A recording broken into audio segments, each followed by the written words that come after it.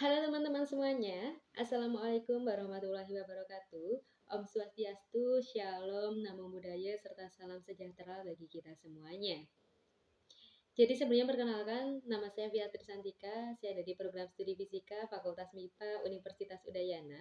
Saya juga sebagai salah satu mahasiswa yang sedang mengikuti program dari Kampus Merdeka, yaitu program Kredensial Mikro Mahasiswa Indonesia atau KMMI yang diselenggarakan oleh Universitas Amikom Yogyakarta, yaitu pada course Teknik Presentasi Digital. Jadi teman-teman, pada hari ini saya akan membuat sebuah video yaitu tentang review materi pada pertemuan kedua, yaitu tentang teknik praktek lobby serta beberapa contohnya. Langsung saja, yaitu praktek lobby. Sebelum kita ke praktek lobby, tentu saja kita harus mengetahui terlebih dahulu dasar teorinya, yaitu apa sih yang disebut dengan lobby, seperti itu. Jadi lobby menurut KBBI adalah didefinisikan sebagai kegiatan yang dilakukan seseorang untuk mempengaruhi orang lain dalam kaitannya dengan pemungutan suara, yaitu seperti menjelang pemilihan ketua suatu organisasi seperti parlemen dan partai politik. Kemudian dalam konteks bisnis, lobby juga didefinisikan sebagai upaya dalam melakukan pemasaran dengan melakukan pendekatan kepada calon pembeli baik perorangan maupun suatu instansi seperti itu. Jadi kemudian secara umum juga lobby merupakan aktivitas komunikasi yang dilakukan oleh individu ataupun kelompok dengan tujuan mempengaruhi pimpinan organisasi maupun orang yang berkedudukan penting dalam organisasi tersebut.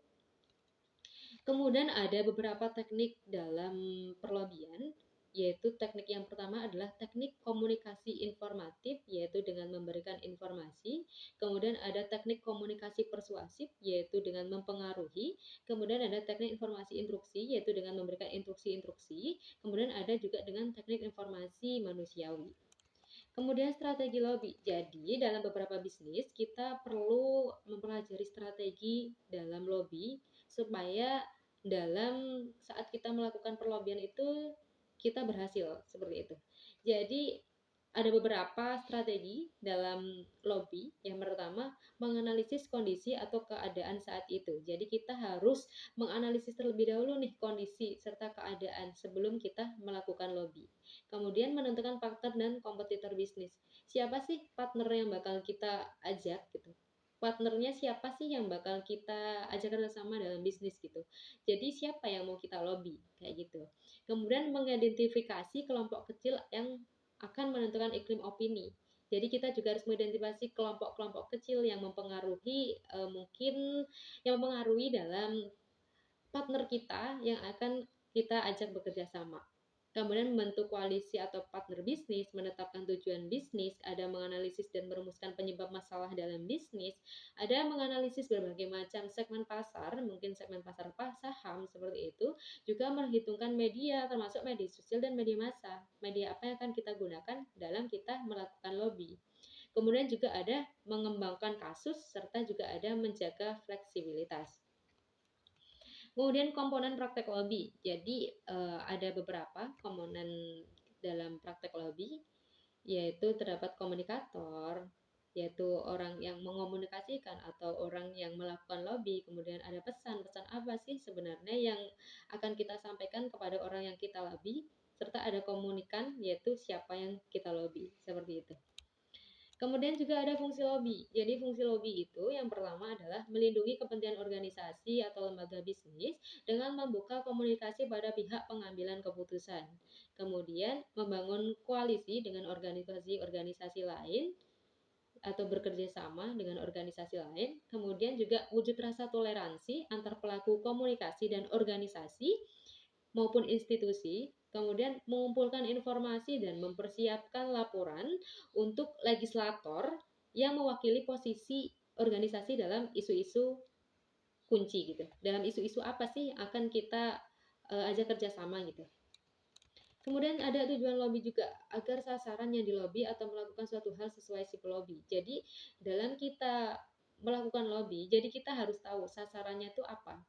Sebenarnya apa sih yang diinginkan hal dari yang kita lobby gitu. Jadi kita sebagai pelobby pun tidak salah apa yang akan kita bicarakan bersama orang yang akan kita lobby gitu.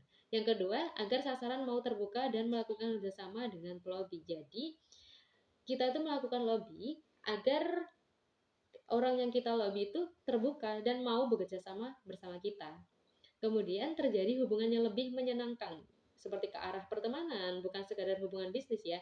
Jadi dalam dunia perlobian pun kita juga bisa mencari relasi. Jadi perlobian tidak selalu goals atau juga tidak selalu langsung setuju antara dua belah pihak, tetapi juga bisa tidak terjadi goals, tapi di antara pelobi dan di antara orang yang kita lobby gitu akan terjadi pertemanan atau terjadi hubungan relasi.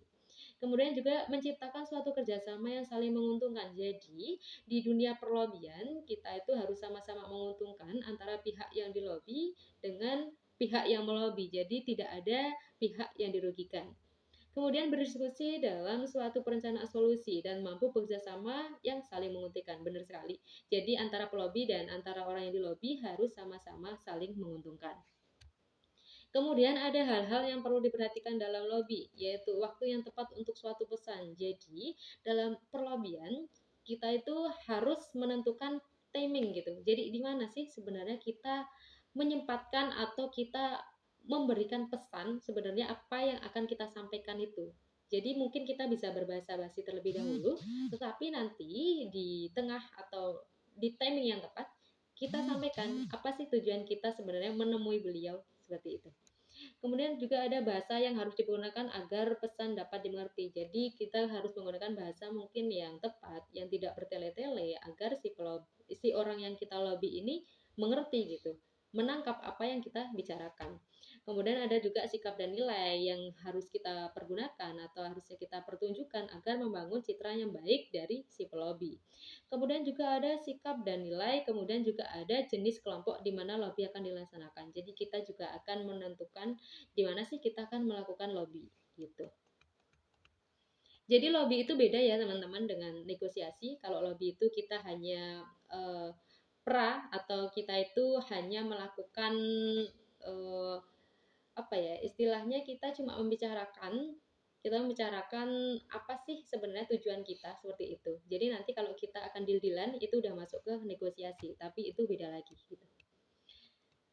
Kemudian yang harus diperhatikan teman-teman bahwa ada 4 hal penting dalam perlobian, yaitu ada materi, di mana kita tuh ada grid saat kita pertemuan, kita harus ada perkenalan, kemudian kita harus ada tujuan, apa sih tujuan kita melakukan lobby, apa sih tujuan kita menemui si orang yang kita lobby itu, kemudian juga ada latar belakang. Jadi apa yang melatar belakangi atau apa yang melatar belakangi kita menemui si orang yang kita lobby.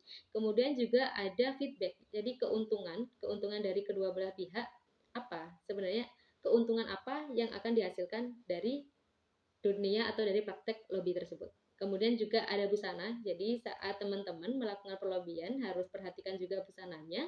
Jadi juga harus sesuai lah. Kalau misalnya orang yang kita lobby ini dalam bentuk formal juga kita harus menggunakan busana yang formal seperti itu. Kemudian ada bahasa tubuh, juga ada perlakuan-perlakuan atau treatment yang kita berikan kepada si pelobi. Kemudian ada contoh-contoh perlobian, mungkin yang kecil saja teman-teman dalam dunia mahasiswa atau dalam dunia perkuliahan, tentu saja kita sering menemui dosen, mungkin kita menemui dosen untuk berdiskusi tentang tugas akhir atau mendiskusikan tentang KRS yang mungkin yang lebih dekat-dekat gitu seperti itu. Jadi di situ juga udah ada unsur perlobian teman-teman. Mungkin teman-teman melakukan perlobian atau membicarakan, Pak, ini KRS saya seperti ini, boleh tidak ya Pak? Seperti itu. Jadi sebenarnya perlobian ini sudah kita laksanakan di kehidupan kita sehari-hari. Seperti itu teman-teman. Selain juga dalam dunia perkuliahan, mungkin juga dalam dunia jurnalistik yang seorang jurnalis ingin meminta waktu atau kepada seorang yang berada duduk di bangku politik gitu untuk menentukan waktu di mana dia bisa wawancara seperti itu. Jadi itulah beberapa review materi dari pertemuan kedua tentang praktek lobby serta juga beberapa contoh dari praktek lobby. Sekian yang dapat saya sampaikan. Terima kasih. Wassalamualaikum warahmatullahi wabarakatuh.